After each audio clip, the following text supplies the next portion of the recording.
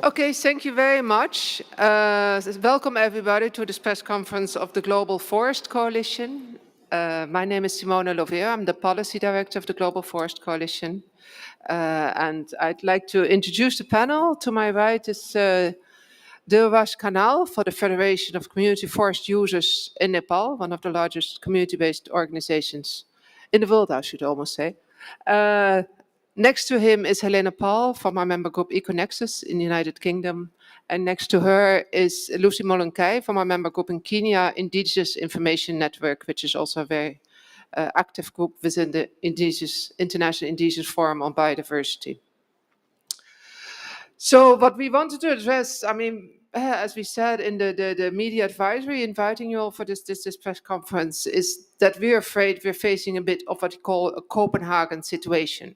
There's been a lot of talk about the biodiversity summit needing to be a bit of the Paris of the biodiversity convention, leading to this grand agreement with a very specific number target, in this case 30 by 30, and that will be the tool to save the whole world. But regretfully, what we are seeing after these first days of preparatory negotiations is that we are looking forward more to a Copenhagen situation, referring to the failed climate conference of the parties of the climate summit in 2009, which partly because of mismanagement of the process and huge, profound conflicts that were based on distrust between different parties became a complete collapse.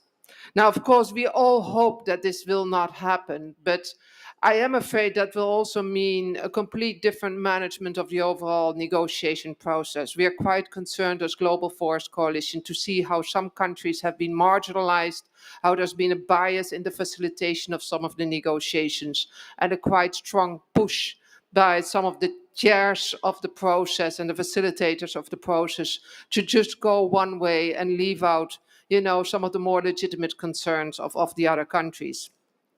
And in general, we are actually very cynical about this whole target of just conserving 30%, of the planet. I hope you might have heard my colleague Shaporna in the previous press conference, but we are really concerned that this will actually mean giving up on 70% of the planet. Now, in the field of forest, this would be an absolute disaster. And it would be also a very big regression, actually, in international law, because heads of state in the 2015 summit on sustainable development actually agreed on a couple of sustainable development goals. And in these sustainable development goals, one of the targets was to halt all deforestation, all forest loss by 2020. That is 2 years ago. So if we would now agree that we would conserve only 30% of the world's forest by 2030, that would be a massive, massive step backward. We also feel there's been very little progress on a couple of key targets that are essential to actually address the underlying drivers of biodiversity loss. We don't believe in a world in which only 30% is being protected and the rest is just given up. We need to address all the drivers of biodiversity loss. And these targets are there in draft, but sadly very little progress has been made on them. There's a target to align all financial flows. This is absolutely essential in a world where 3.1 trillion US dollar is spent every year on investments that actually destroy biodiversity. Resource mobilization is indeed at the heart of this whole negotiation process, but we have to realize that most resources are at this moment mobilized for destructive activities and not for biodiversity conservation.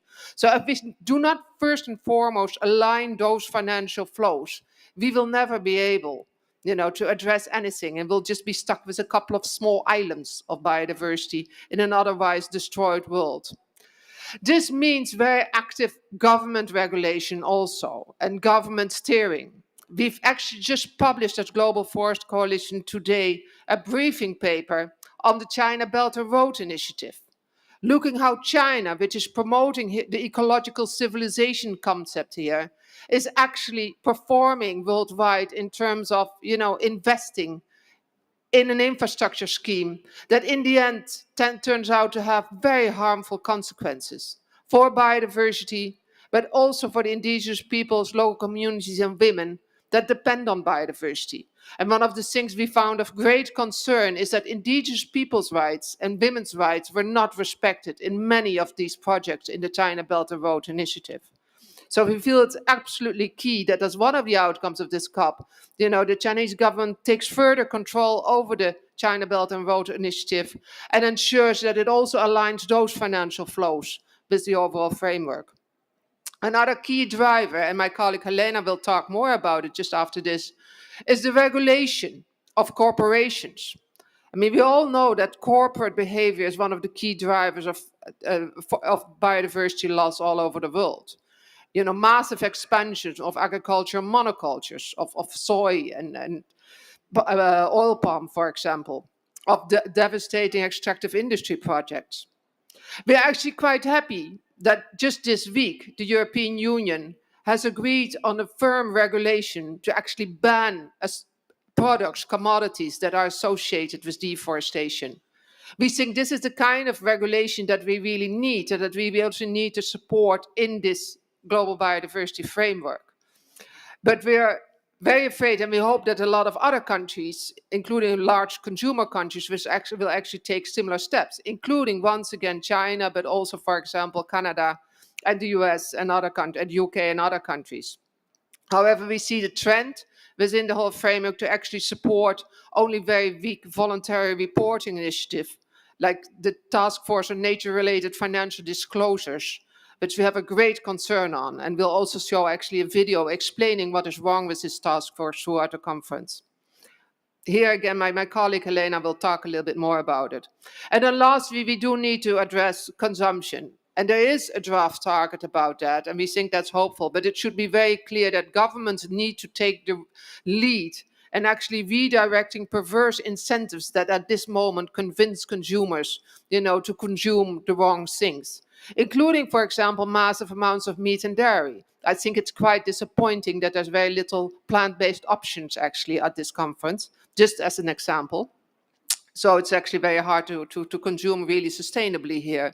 But of course, it's not just about, meat and dairy consumption. It's about sustainable food systems. It's about really changing this whole agro-industrial complex that is destroying our planet. For that, we first and foremost also need to redirect the subsidies to this system. The 500 billion that is currently being spent on perverse incentives. And here again, we very much hope that the target that is about that in the draft framework will actually be strengthened and not weakened in the complete mess that the negotiations have become. So I would like first now to invite my colleague Helena to talk a little bit more about why we feel this whole process has become such a mess and what is the role of corporate capture of policymaking in this whole situation. Thank you very much, Simon. So basically, what we have happening now is that business is quietly taking over this agreement and also the whole of the UN. And within that, it's taking over biodiversity mainstreaming in the CBD. Now, you may have heard about biodiversity mainstreaming, the idea that biodiversity should be mainstreamed across the convention. But what's actually happening is that business is mainstreaming itself across the convention. So it's highly complex. The health of biodiversity and ecosystems should be central to every decision taken. So governments should monitor and regulate banks and businesses to ensure their compliance. But the EU, for example, say that they can monitor corporate reporting, but they can't verify whether what those reports say is actually true. And in the global south, many governments are really too weak to resist the double pressure of large international banks coming along and saying, you need to open up to development in order to be able to pay some of your debts, and letting the corporations in to exploit resources. So indeed, currently it's business that's mainstreaming itself across biodiversity. And the mainstreaming process at the CBD has made very little open progress, and it hasn't been discussed in the plenary. And basically, it is not going to be discussed at this meeting. There's one contact group on it, But as far as we can tell, there is nothing really to discuss because all the papers are in limbo at the moment. For example, there was a consultation on the few papers that have been produced, which closed in June, on June the 14th, and we still do not have the results of that. So we don't know what countries say. And what I have heard informally is that the divisions in opinions are so great that it's very difficult to pull the document together. So where are we now? The original objective, as I say, was to ensure that mainstreaming was in the post-2020 GBF. But where is it in the post-2020 GBF? Currently, it is just there as a couple of headings. Unfortunately, the informal group mentions mainstreaming a few times, even though it has never been discussed. So at the moment, we have the heading for targets 14 to 21, and that is it. Now, of course, a very important thing to remember is that a major aim of business is to prevent actions that would damage profits. And I shall go into this in a little while. But first of all, I want to talk about the organizations that are putting themselves into the CBD. The World Economic Forum is hugely powerful and draws together very large coalitions of different kinds of business. Sometimes the same business groupings may be members of many of these groups. We also have the World Business Council for Sustainable Development, which has a huge number of corporate members. And they both had members on the informal advisory group, which did briefly discuss mainstreaming, but whose conclusions have not been debated.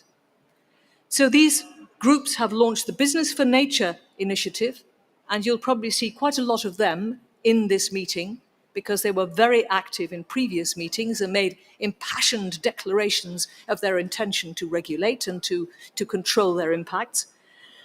We've got the Natural Capital Coalition and the Capitals Coalition.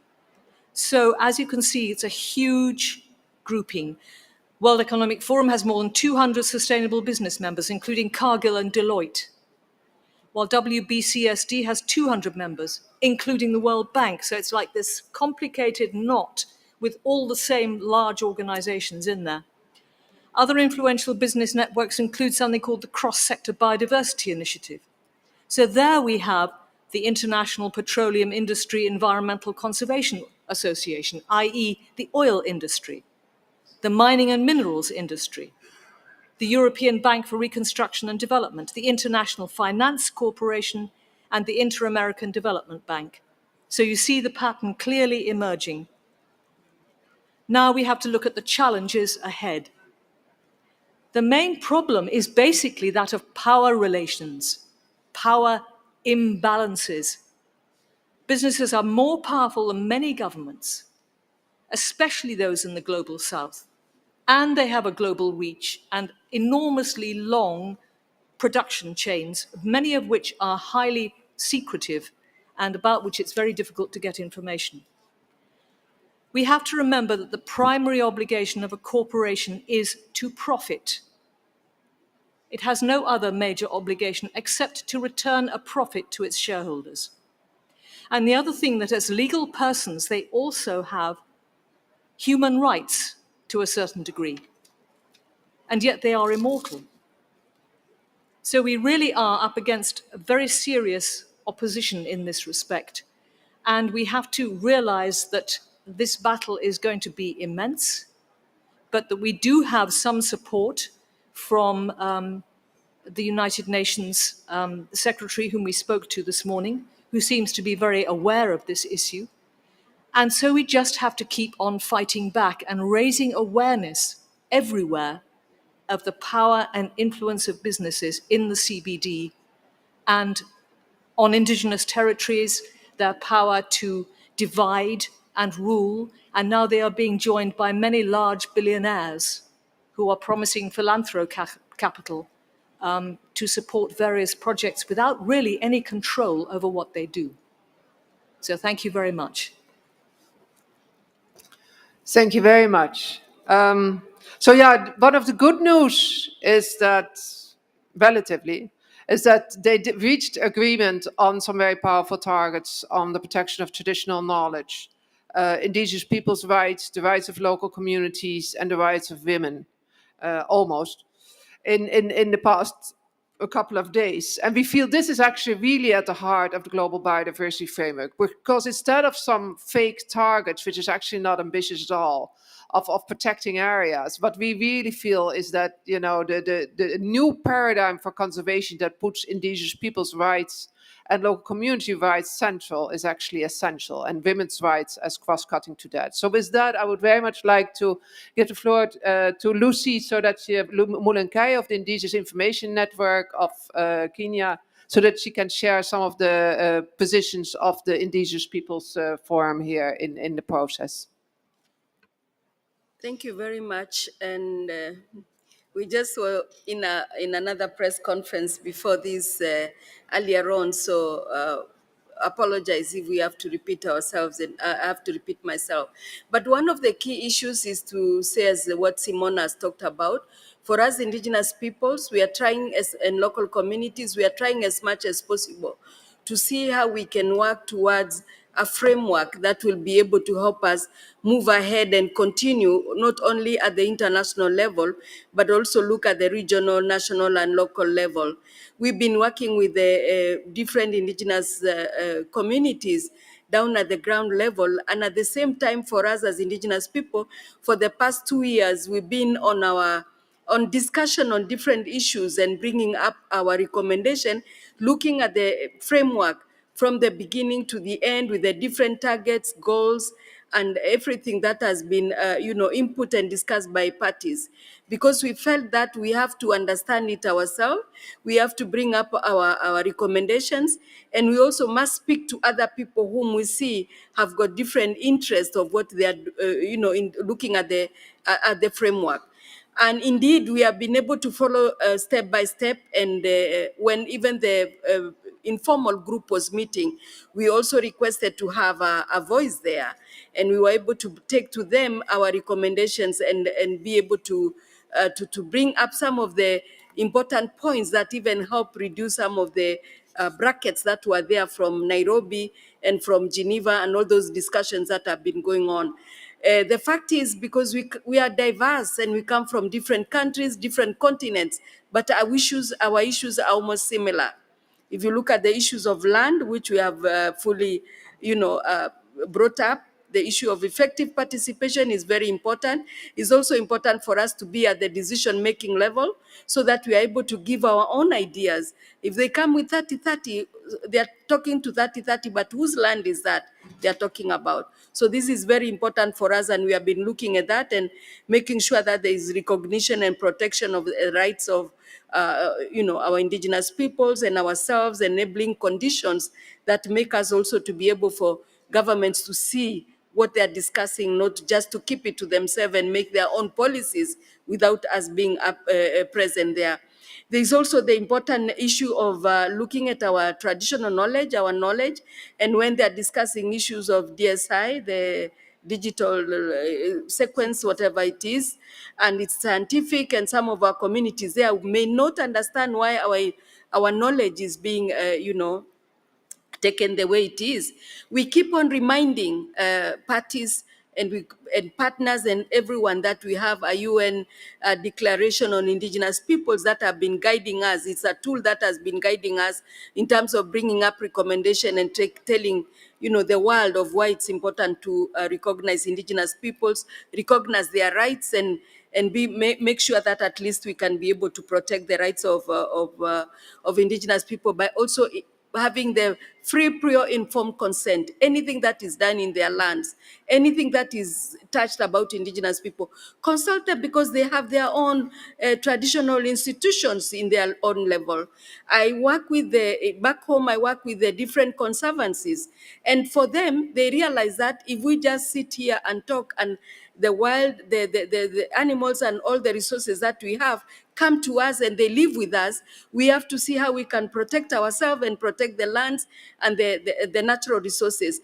Most of those conservancies have themselves as individuals, members, as individual members of different conservancies, being able to get some land aside. They kept their lands from their own lands aside for conservation, that they can be able to conserve. And during COVID, because sometimes you look at COVID negatively, but it's also positive in a different way. Because when everybody went away to try and protect themselves from COVID, we had these communities really focusing and looking at their nature, looking at how, they are going to protect it. And there was an increase of the wildlife coming in there. You find that up to today, when we go in, we know the spots and we ask, where are the giraffes today? Why are they not around here? Where are the zebras? Where are the other animals? Because already everything was around us and was living within those communities, within those lands. They share the water boreholes where they drink the water. They stick around. Even in the evening, they know if they are around this place, they might not be hunted by the lions and so on. So it's a question of understanding each other. And nobody really bothers about this wildlife being around them. It's part of them and they know the people. It looks like they even know the residents there because they are used to seeing them. What is that? Living in harmony and being able to be positively, looking at the nature in positive. This is what we want everyone to look at it. Look at this environment. Look at the biodiversity. It's part of you, it's the air you breathe, it's the medicine that we take, is everything that we do. So if we protect this, and even if those corporations that she's talking about, and she has brought up and brought these many big corporates that are there, they also must understand that there is a constituency out there that belongs to certain people. And who are those people? Indigenous peoples and their local communities who live around them. So they have to work together. They have to see what are those institutions that are existing. We want to make sure that the issues of Nagoya Protocol that we already discussed is something that is very crucial in terms of looking at it. So it's very, very important to look at that. And I get passionate talking a lot about some of the issues. So I think I've been given a warning that I have to stop now, and we can continue discussing this, but it's very, very important to make sure that and that's why Indigenous people, we are here. We want to listen, we want to contribute, and we want to have people understand who we are, and we want to be included in most of the issues that are being discussed. Thank you very much. Thank you so much, Lucy. And once again, Lucy Mulenkei is available also for interviews after this press conference. And I will have all the contacts of the different speakers. So please don't hesitate to contact me or the press officer that was mentioned on the media advisor for reaching out. Finally, I would very much like to invite Dilraj Kanal of the Federation of Community Forest Users of Nepal, one of our member groups, to share some of his thoughts about the process. Okay, thank you very much, Simona.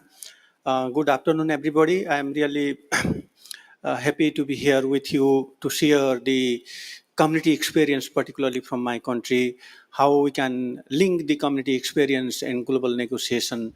In that way, I will try to highlight my opinion here. Actually, in my country, at first I want to share some of the best example how the community are managing their forest by themselves. In Nepal, more than 40% forest land is managing as a community forestry by the collective effort of indigenous people and local community at ground level. Actually, almost now, if we review the whole country level, there is the deforestation rate is almost zero. Why it is happening? Because actually the local community, they have some sort of ownership. The indigenous people and local community, they have very strong ownership, tenure right over the forest resources as a community forest. Therefore, the deforestation is almost zero.